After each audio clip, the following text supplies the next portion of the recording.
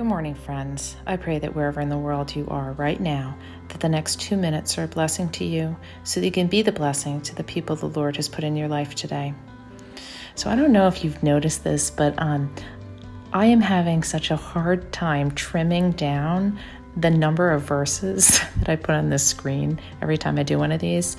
I'm having to scale the size of the font down and make it a little smaller, because it is really, really hard to get everything that I learn in a given week down to 2 minutes to talk to you guys about. But here I am in Hebrews. I've been doing this great study on Hebrews. If you want to be super confused when you read your Bible, go right for Hebrews without a commentary and just read it. But I am going through this really good study that's helping kind of illuminate all of these crazy verses that I have read over the years. Anyway, so I'm in Hebrews 4, and I'm in verse 9, and it says, "There remains then a Sabbath rest for the people of God.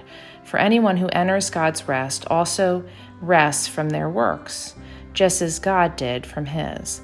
Let us therefore make every effort to enter that rest, so that no one will perish by following their example of disobedience." And very, very, very briefly, at this point, the author of Hebrews is making an argument to the Jewish people that that Jesus and the rest that he offers is better than even the Hebrews going into the Promised Land.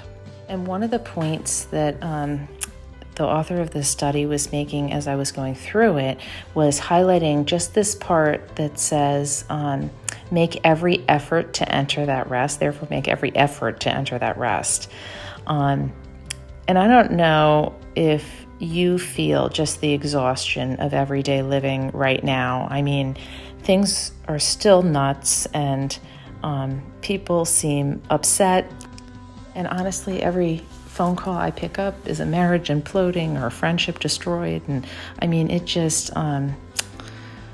exhausting. And I could use a little bit of rest, and I'm sure that you could too. But the truth is that the physical rest is just one part of things.